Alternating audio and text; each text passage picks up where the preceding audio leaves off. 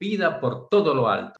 El libro de Isaías, el 29 dice, Él da esfuerzo al cansado y multiplica las fuerzas al que no tiene ningunas. Los muchachos se fatigan, se cansan, los jóvenes flaquean y caen. El verso 31 dice, pero los que esperan a Jehová tendrán nuevas fuerzas, levantarán alas como las águilas, correrán y no se cansarán, caminarán y no se fatigarán. Entonces ese es el texto de esta noche. El propósito de esta enseñanza es aprender algunos de los secretos bíblicos para una vida cristiana radiante, ¿sí? Una vida cristiana victoriosa. Y el versículo que acabamos de leer nos abre la puerta a lo que podríamos llamar el secreto culminante. Si somos sinceros con nosotros mismos, reconoceremos muchísimas fallas en nuestra vida, en el servicio cristiano, podemos decir también. Primero, la palabra de Dios nos convence de nuestros fallos. ¿No nos encontramos a menudo cansados y sin fuerzas, como lo dice el verso 29? ¿No flaqueamos a menudo y a menudo caemos, como lo dice el verso 30? Así es como Dios describe el fracaso que a menudo caracteriza las vidas de sus hijos. Pero nuestras observaciones también nos convencen de nuestros fallos. Sabemos que es verdad que fallamos y nuestros propios ojos nos lo dicen cuando nos miramos a nosotros mismos.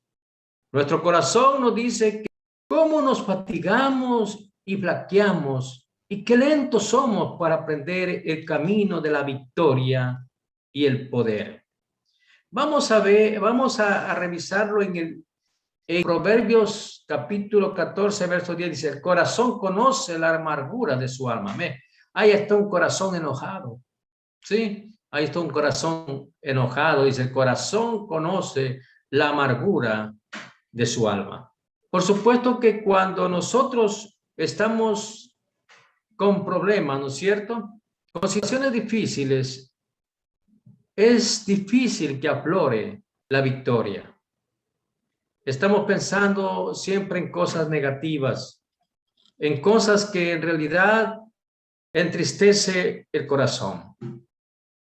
El primer punto que podemos analizar y hacernos una pregunta, cada uno de nosotros, ¿por qué fallamos? Si sabemos las escrituras y estamos aprendiendo de Dios, pero a veces fallamos. ¿Por qué fallamos? Vamos a encontrar algunas causas, ¿sí? ¿Por qué fallamos? Una de las causas que tengo en mis apuntes dice, la causa primera es nuestra ignorancia de nuestros recursos que están a nuestra disposición. Vamos a ir al libro de Oseas, capítulo 4, verso 6, ¿sí? Nosotros podemos solamente imaginarnos lo que pasa en el mundo, ¿sí? La causa primera es nuestra ignorancia de los recursos que están en nuestra disposición. Dice el libro de Oseas, mi pueblo, pero refiriéndose a su pueblo, a sus hijos, miren ustedes, al pueblo de Israel, dice, mi pueblo fue destruido porque le faltó conocimiento. Por cuanto desechaste el conocimiento, yo te echaré del sacerdocio. Miren ustedes, y porque olvidaste la ley de tu Dios, también yo me olvidaré de tus hijos. Miren, esto trae una consecuencia grande, según el profeta Oseas, ¿no es cierto? Miren ustedes la consecuencia por no conocer la verdad de Dios y no aplicarla. Por cuanto dice, desechaste el conocimiento. Y porque olvidaste la ley de Dios. Entonces ahí vienen consecuencias. Vamos a compararlo con el libro de Mateo 22, 29. El libro de Mateo 22, 29 dice lo siguiente. Entonces respondió Jesús y le dijo, erráis ignorando las escrituras y el poder de Dios. Erráis ignorando las escrituras y el poder de Dios. Muchos se equivocan en cuanto al conocimiento de Dios. Y a veces dicen cosas que no son de Dios o que no están escritas en la palabra. Es por eso que ellos tropiezan en el camino hacia una verdadera relación con Dios. Y veamos también en el libro de Isaías 40:28, dice lo siguiente: ¿no has sabido, no has oído que el Dios eterno es Jehová, el cual creó los confines de la tierra? No desfallece ni se fatiga con cansancio, y su entendimiento no hay quien lo alcance. Su entendimiento, dice, no hay quien lo alcance. Miren ustedes, una de las cosas que si el hombre pusiera atención a lo que Dios dice en su palabra, el mundo fuera diferente. El mundo está perdido porque no escucha el consejo de Dios. El mundo vive en su propia sabiduría. Y la palabra dice, no seáis sabios en su propia opinión, mas fíate de Jehová, que Él es el que te da el consejo verdadero para una vida por lo alto, una vida victoriosa. La pregunta es, ¿cuáles son los recursos a nuestra disposición? En los versículos 28 y 29 leemos que es el Dios eterno, ¿sí? Si leemos ahí en el 28 dice, el Señor es el Dios eterno, creador. Y Él nos ofrece fuerza y poder. Así que frente al triste trasfondo de nuestro fracaso, está la promesa de Dios de convertir nuestro fracaso en un glorioso triunfo. Este Dios es poderoso, Señor, pone todos sus recursos ilimitados de fuerza y poder a nuestra disposición. Pero nosotros hemos de hacer uso de estos recursos y esto nos lleva a la segunda causa de nuestros fallos. Entonces, la primera causa es nuestra ignorancia. La ignorancia de la palabra de Dios. A veces nosotros nos dejamos llevar por filosofías humanas que suenan bonito, que parecen que fuera la verdad, pero comparada con la verdad de Dios, digamos, contradiciendo lo que Dios dice. ¿Sí?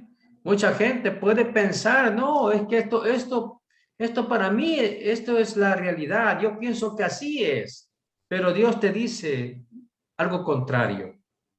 Y cuando se encuentran estas dos supuestamente verdades, la una del mundo y la otra de Dios, siempre nosotros tenemos que poner nuestra confianza en lo que Dios dice. La segunda causa es nuestra falta de uso de esos recursos. ¿Sí? Nuestra falta de uso de esos recursos, es decir, nuestro fallo en no apropiarnos de esos recursos.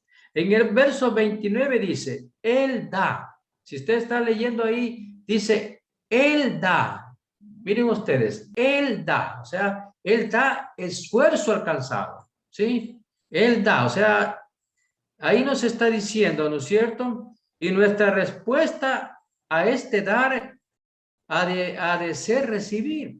Por supuesto, ¿no es cierto? Si alguien nos da algo, tenemos que recibir lo que nos da. La pregunta es, ¿cómo tiene lugar este dar y recibir? ¿Cómo puedo hacer mío este fortalecimiento? ¿Cuál es el método de Dios para transferir su poder? Vámonos al verso 31 y ahí podemos encontrar la respuesta. En el verso 31, en la versión Reina Valera, nos da la respuesta. Los que esperan. Miren ustedes en el 31, pero los que esperan a Jehová. Los que esperan a Jehová. ¿Sí? La pregunta es, ¿qué quiere decir aquí esperar? Quiere decir orar, adorar, dar culto, leer la Biblia. O sea, una de esas cosas quiere decir. Pero principalmente Isaías 41:1 nos dice lo siguiente. Miren, vamos a Isaías 41:1. Aquí está la clave principal, ¿no es cierto? La clave principal para poder nosotros tener una vida por todo lo alto. ¿Sí? Isaías 41:1 dice lo siguiente. Escuchadme, costas, y esfuércense los pueblos, acérquense, y entonces hablen. Estemos juntamente a juicio, dice, y estemos juntamente a juicio. ¿Qué quiere decir esto? Cuando se está refiriendo aquí, escuchadme, ¿sí? Esto significa que hay que escuchar, es decir, estar en silencio ante el Señor. Estar en silencio ante el Señor para escuchar su palabra. El Salmo 62:1 dice lo siguiente. Miren ustedes la importancia de escuchar la voz de nuestro Señor. No de escuchar cualquier voz. ¿Sí? Dice, yo voy a escuchar a un maestro, a un iluminado. ¿Sí? Hay personas por ahí que están escuchando otras voces que no son la voz de Dios. Y eso es lo que los tiene perturbados, confundidos, desequilibrados. Hay muchas personas que están desequilibradas porque están escuchando voces, cosas que no son de Dios. Pero el Salmo 62:1 dice, en Dios solamente está acallada mi alma. De Él viene mi salvación. Sí, de Él viene. No de cualquier otro. Recuerden la palabra que dice, maldito el hombre que confía en el hombre. De pronto nosotros ponemos confianza en alguien. Podemos de pronto tener cierto grupo selecto y confiar en alguien que en verdad nos ama, nos quiere. Y podemos tener esas personas, pero muchas de las veces la gente nos traiciona. ¿Sí? Así como traicionaron a Jesucristo, mire, un discípulo traicionó a Jesús, así muchas veces de nosotros vemos en los supuestos amigos o alguna persona alguna traición. Entonces nuestra confianza principal es en Dios. Una pregunta, ¿cuál es el resultado de esperar en el Señor? El verso 31, que es el verso clave, ¿no es cierto?, de esta enseñanza, dice, pero los que esperan a Jehová tendrán nuevas fuerzas. Ese es el verso clave de esta enseñanza. La esperanza en Dios, ¿sí? La esperanza en Dios, pero los que esperan en Jehová. 4 son los resultados, como indica el verso 31, y como enfatiza el uso de los verbos en tiempo futuro en este versículo. Esto es la verdadera vida por todo lo alto. La vida cristiana verdaderamente exitosa. Tendremos la fuerza de Dios en lugar de nuestra debilidad. Tendremos la fuerza de Dios en lugar de nuestra debilidad. La palabra renovarán. Si usted ve en el verso 31 dice renovarán, ¿no es cierto? Renovarán. Vamos al verso 31, dice aquí, tendrán nuevas fuerzas, ¿no es cierto? Eso significa renovarse. Se puede traducir como cambiar también, ¿no? La pregunta es, ¿ha llegado a entender que su mayor debilidad es su fuerza y que si va a la presencia del Señor, ¿no es cierto? Si vamos nosotros, ¿no es cierto?, a la presencia del Señor, Él es quien cambia nuestra debilidad en fortaleza. Él es el que cambia nuestra debilidad en fortaleza. Ahora, ¿qué clase de fortaleza, no es cierto, Dios nos da? ¿Qué clase de fuerza Dios nos da? Vamos al punto, la fortaleza. Fortaleza física. Dios nos da una fortaleza física. Sí, y ciertamente, ¿no es cierto? El pueblo, él puede hacerlo y de hecho renueva nuestra fortaleza física cuando esperamos ante él. Y vamos a ir a una porción bíblica. Hay muchos textos bíblicos, siempre les digo yo, hay muchos textos bíblicos que uno puede escudriñar. Pero bueno, vamos al libro de Romanos, capítulo 8, 11. ¿Sí? La fortaleza física, dice. Y si el espíritu de aquel que levantó de los muertos a Jesús mora en nosotros, el que levantó de los muertos a Cristo Jesús vivificará. Mira, quiere decir, nos da vida, nos da fuerza, ¿no es cierto? También vuestros cuerpos mortales por su espíritu que mora en nosotros. O sea, vivificará significa que nos da fortaleza. ¿Sí? Nos da fortaleza. Vamos a otro punto. Aparte de fortaleza física, la pregunta es, ¿también nos dará fortaleza mental? Por supuesto que sí. Él es la fuente de toda sabiduría y ciertamente aviva nuestras mentes cuando esperamos en su presencia. En Romanos 12:2, Romanos 12:2, vamos ahí. Dice, la palabra dice lo siguiente: no os conforméis a este siglo.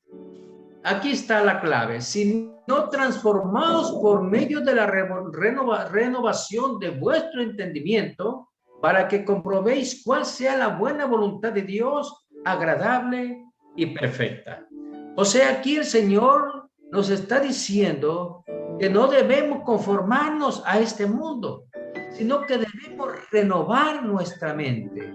Pero esa es una decisión de cada uno de nosotros, que clamemos a Dios para que nos ayude, ¿no es cierto?, a renovar nuestra mente. Y Él será el que nos dé esa mente nueva, ¿no es cierto? Y dice que tenemos que caminar hacia la mente de Jesucristo. Él también nos da una fortaleza moral. Estamos hablando de fortaleza física, fortaleza mental, fortaleza moral. Muy ciertamente también nos da esto.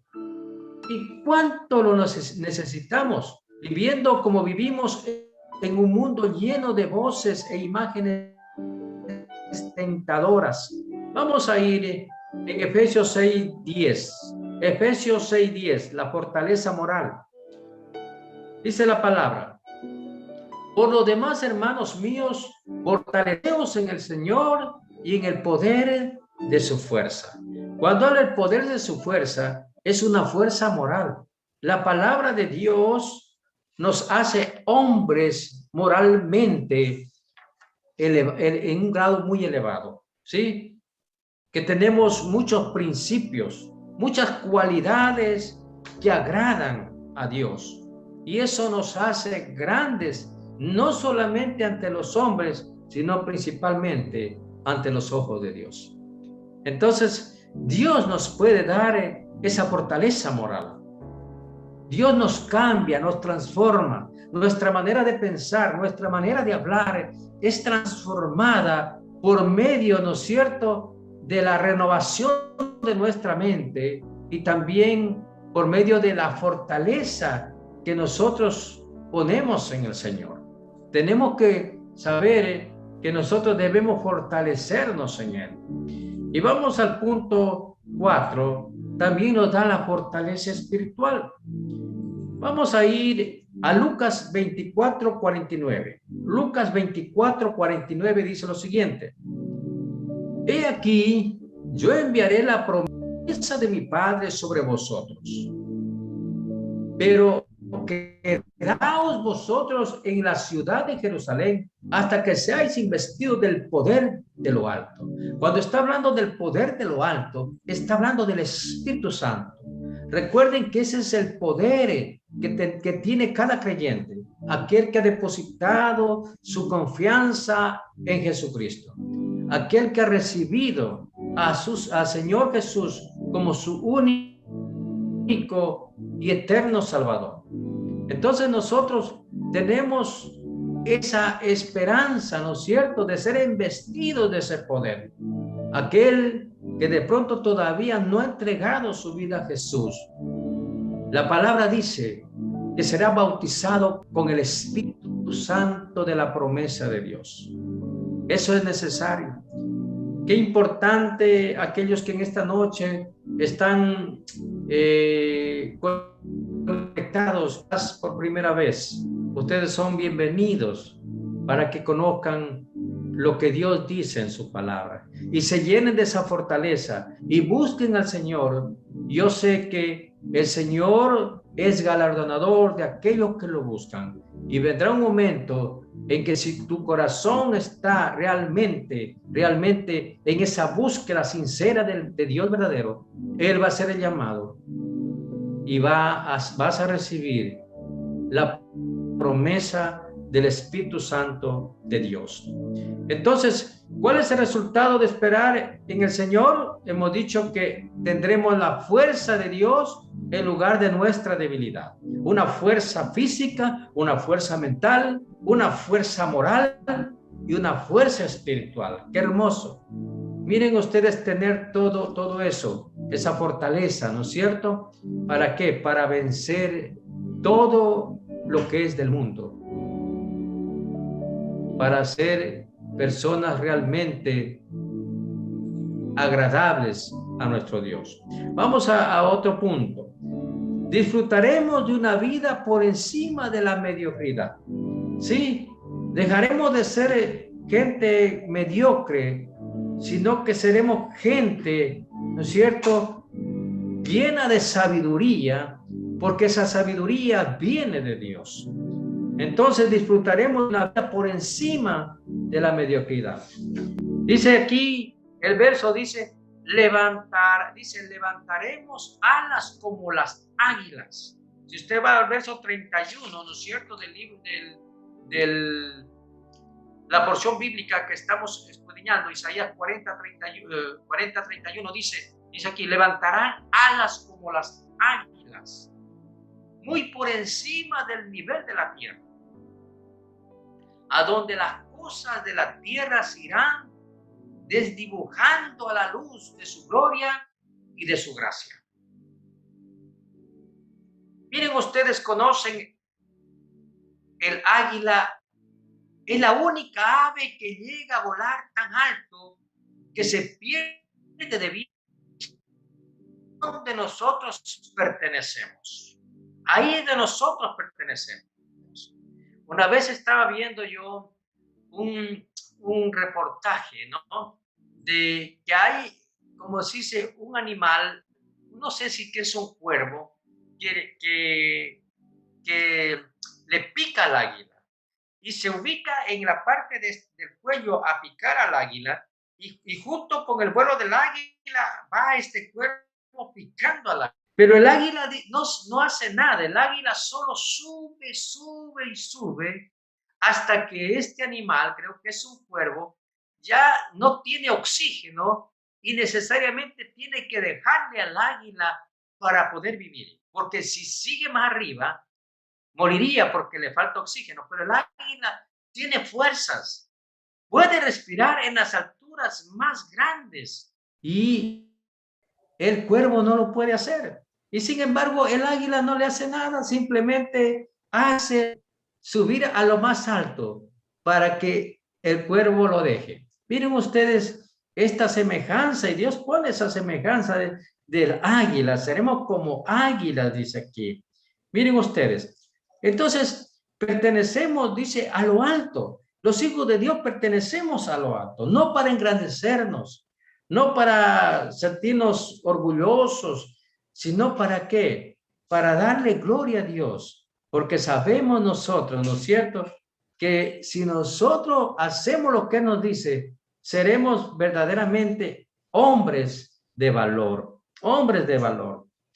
El primer punto sería aquí, ya no pertenecemos, ¿no es cierto?, a la tierra, pertenecemos al cielo. Sí, si usted va a la Biblia y los hijos de Dios ya no pertenecemos aquí a la tierra. Dice el Señor, están en la tierra, pero no son de la tierra. Como yo tampoco soy de aquí, dice. ¿Sí? Ustedes recuerdan la oración que Dios hizo antes de partir, ¿no es cierto? Antes de entrar al sacrificio, oró por sus discípulos y oró por todos aquellos que por medio de Él crean y aquellos que hemos creído. Oró por todos. Y dice, yo no soy de este mundo, como tampoco ellos son de este mundo. Santifícalos en tu verdad, tu palabra es verdad. La palabra de Dios nos santifica. Vamos al libro de Filipenses 3:20, que ya está puesto ahí. Y dice lo siguiente, mas nuestra ciudadanía está en los cielos, de donde también esperamos al Salvador, al Señor Jesucristo. Entonces, mire, no somos ciudadanos de la tierra, aunque estemos de la tierra, sino somos ciudadanos del cielo. ¿Por qué? Porque Dios lo dice. ¿Sí? Somos, porque Dios lo dice, ciudadanos del cielo. Ahora, aquí ya hemos sido elevados con Cristo. Elevados con Cristo, ¿sí? Recuerden que Cristo murió, pero no se quedó en la tumba, sino que Jesucristo resucitó y fue la diestra del Padre Todopoderoso. Así lo dice la Escritura. En el libro de Efesios, capítulo 2:6, dice lo siguiente, y juntamente con Él nos resucitó. Aquellos que hemos creído en el Señor, aquellos que lo hemos recibido en un verdadero arrepentimiento, dice aquí la promesa, dice, y juntamente con Él nos resucitó y asimismo nos hizo sentar en los lugares celestiales con Cristo Jesús. Entonces, la palabra nos dice que nosotros estaremos sentados juntamente con Cristo Jesús en los lugares celestiales donde Él está. Y sin embargo, ¿cuántos cristianos viven a ras de la tierra, dando saltitos como un pajarito con un ala rota, en vez de volar por las alturas celestiales como el águila? Hemos sido hechos para volar, no para dar saltitos. Hemos sido hechos para triunfar. Hemos sido hechos para ser hombres de valor. Nosotros, con el consejo de Dios, podemos hacer muchas cosas, dejar las cosas que de pronto nos destruyen, dejar las cosas que no nos dan valor y escuchar el consejo de Dios para convertirnos en hombres y mujeres realmente, hombres y mujeres realmente que vivan una vida por todo lo alto, una vida por todo lo alto. Somos especiales para Dios, pero también tenemos que ser especiales para los hombres, para que se nos acerquen, para que nos pidan un consejo, para que nos pidan una oración. Tenemos que ser esas personas donde la gente ve algo diferente de nosotros, porque ya no somos igual que ellos, somos diferentes. ¿Para qué? Para dar una palabra de consuelo, una palabra de esperanza a aquel que lo necesite. Tenemos que ser esas personas que nos vea la gente como personas diferentes, ¿no? Que estemos en una esfera más alta, hablando moralmente, ¿no es cierto? Hablando espiritualmente, más altos. Ahora, vamos a ver otro punto. También haremos cosas sobrenaturales, ¿sí? Cosas que el ser natural no lo puede hacer.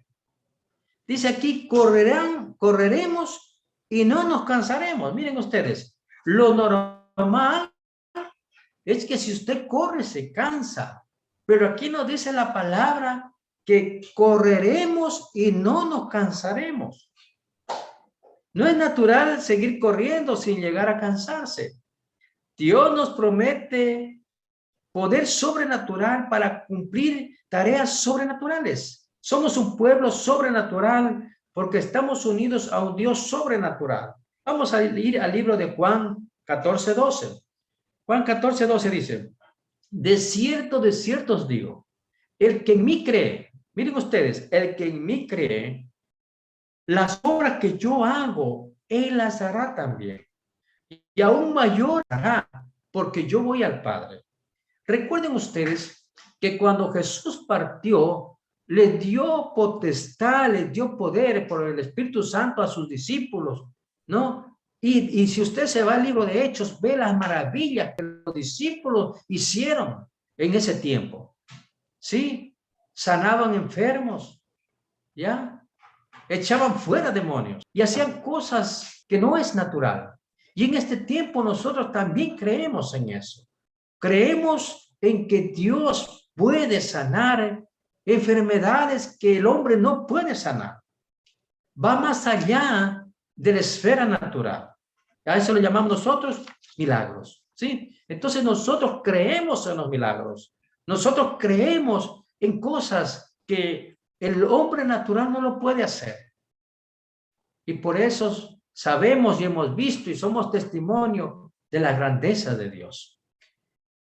Otro punto, ¿no es cierto? ¿Cuál es el resultado que estamos viendo? ¿Cuál es el resultado de esperar en el Señor? El último punto es, viviremos victoriosamente en el lugar más duro de todos.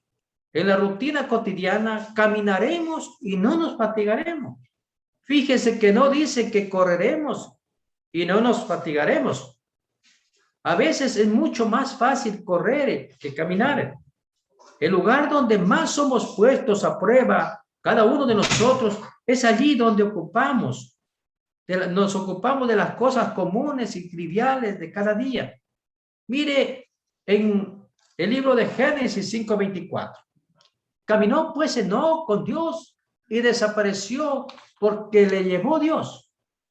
Si usted lee la historia, dice que Enoc, ¿no es cierto?, desapareció, es decir, fue levantado sin experimentar muerte. Y la palabra de Dios, y esto se asemeja a lo que dice la palabra, habla sobre el arrebatamiento. Y dice la palabra como ser que en la segunda venida del Señor, no, Él vendrá sobre las nubes y los muertos en Cristo resucitarán primero. Y los que hayamos quedado vivos, dice, seremos transformados en un abrir y cerrar de ojos y seremos levantados. Es decir, no experimentaremos muerte. Si eso de pronto ocurriera en este momento y si estuviéramos bien con el Señor, entonces seríamos transformados en un abrir y cerrar de ojos. ¿Sí? Entonces viviremos una vida totalmente victoriosa y sabremos que vamos a partir con el Señor. Sin ninguna duda. Y vamos a leer el último verso en el libro de Salmo 37:23. Salmo 37:23. Dice, por Jehová son ordenados los pasos del hombre, y él aprueba sus caminos. Por Jehová son ordenados los pasos del hombre. O sea, si tú escuchas, si yo escucho el consejo de Dios, nuestros caminos van a ser, ¿no es cierto?, aquí ordenados, transformados. Todo lo que está en desorden vuelve a ordenarse. ¿Sí? Si tienes una familia destruida y escuchas al Señor y pones su confianza en Él, esa familia va a ser ordenada. Va a transformarse. Quizás ese ambiente de contienda, ese ambiente hostil, se va a transformar en un ambiente de paz, en un ambiente donde hay armonía, donde hay gozo, donde la presencia de Dios está ahí. ¿Sí? Entonces, Jehová ordena nuestros pasos, pero ¿cuándo? Cuando lo escuchamos, cuando queremos aprender de Él.